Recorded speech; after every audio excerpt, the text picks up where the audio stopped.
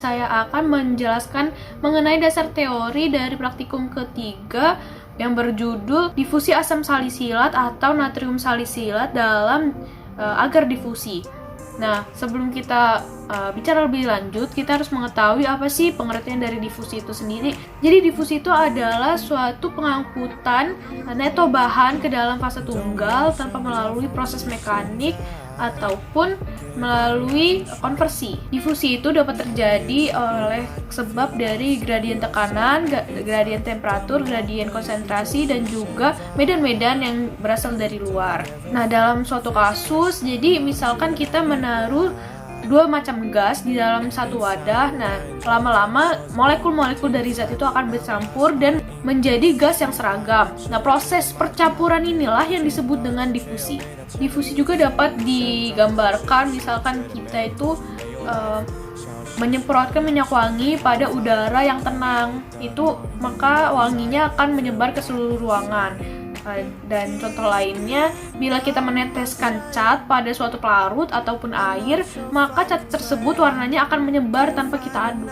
Hasil dari difusi adalah konsentrasi yang sama antar dua fasa dan menghasilkan keadaan isotonis. Kecepatan suatu zat berdifusi dalam suatu membran itu tidak hanya bergantung pada gradien konsentrasi, namun juga bergantung pada besar muatan dan daya larut dalam lemak. Berdasarkan jenis membran yang dilalui, difusi dapat dibagi menjadi dua, yaitu difusi molekuler dan difusi permeasi. Difusi molekuler ini adalah difusi yang melalui membran tidak berpori. Difusi ini bergantung dari daya difusi suatu zat dalam menembus membran tersebut.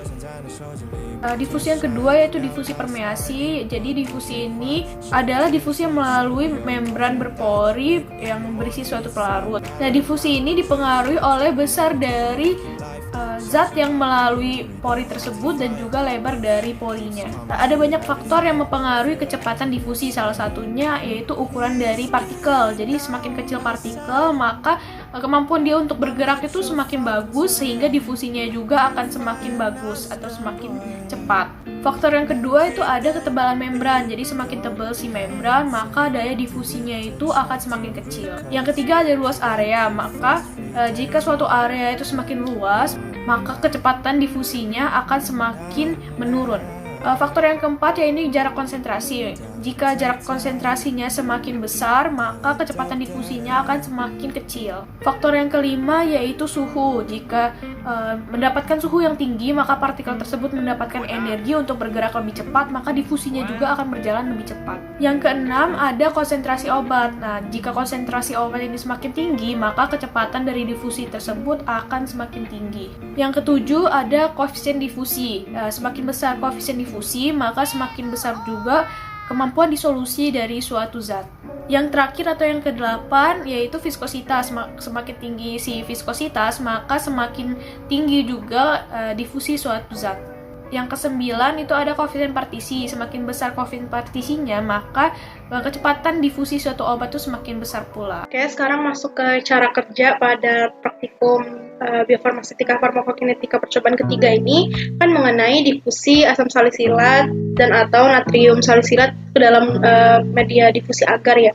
Jadi untuk cara kerjanya sendiri kita harus mempersiapkan 6 cawan Petri yang telah berisi media agar yang telah keras yang udah didinginkan, terus kita tambahkan 2 ml FeSiL3 ke dalam masing-masing cawan Petri sampai menutupi semua permukaan. Jadi diteteskan pada permukaannya, terus kita diamkan selama 2 menit, lalu sisa dari larutan FeSiL3 itu akan kita tuang dan kita keringkan dengan menggunakan kertas saring. Nah, terus kita di media agar yang telah diberi FeSiL itu kita berikan lubang pada masing-masing cawan Petri itu sebanyak 4. Jadi satu cawan Petri berisi 4 lubang agar ya.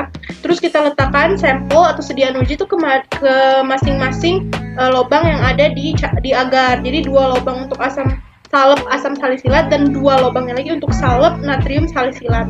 Itu untuk satu cawan Petri.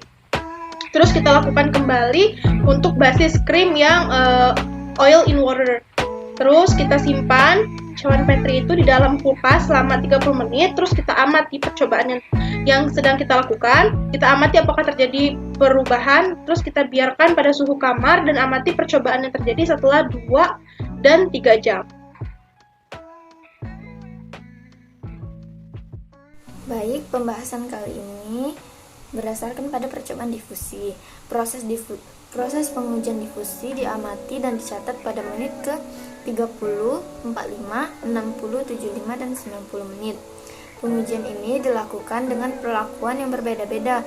Ada yang dilakukan pada suhu kamar atau pada suhu ruang. Dan dilakukan ada yang pada suhu dingin dengan cara dimasukkan ke dalam kulkas. Pengujian ini didapat hasil berupa diameter besarnya lingkaran pada cawan Petri yang dibagi menjadi 4 bagian sama besarnya dan yang dilubangi dengan diameter 0,8 cm. Tujuan dibuatnya 4 lubang ini agar dapat digunakan sebagai data hasil yang akurat dan mendapatkan hasil yang maksimal sebagai baku pembanding. Pengujian difusi asam salisilat ini dicatat hasil diameter pada menit ke 30, 45, 60, 75, dan 90. Proses difusi ini mulai terjadi ditandai dengan adanya terbentuknya warna ungu yang menyebar di sekitar permukaan agar diameter setelah ditetesi oleh betadin. Berdasarkan data hasil pengamatan menunjukkan bahwa pada suhu kamar menunjukkan warna ungu terang, sedangkan pada suhu kulkas atau suhu dingin menunjukkan ungu muda. Jadi, menurut data hasil pengamatan menunjukkan bahwa laju difusi terbesar dari asam silat terdapat pada medium agar pada suhu kamar. Hal ini dikarenakan suhu mempengaruhi laju difusi. Semakin tinggi suhu, maka semakin cepat proses difusi terjadi, karena partikel akan memperoleh energi. Selain itu, laju difusi asam salisilat yang terbesar diperoleh pada medium agar. Baiklah, kesimpulan dari praktikum biofarmasetika farmakokinetika kali ini yang pertama, untuk proses difusi zat aktif asam salisilat ini berupa terjadinya perpindahan dari konsentrasi yang tertinggi ke konsentrasi yang rendah akibat adanya gradien konsentrasi yang berbeda dan dapat kita amati dengan terbentuknya warna ungu pada media agar.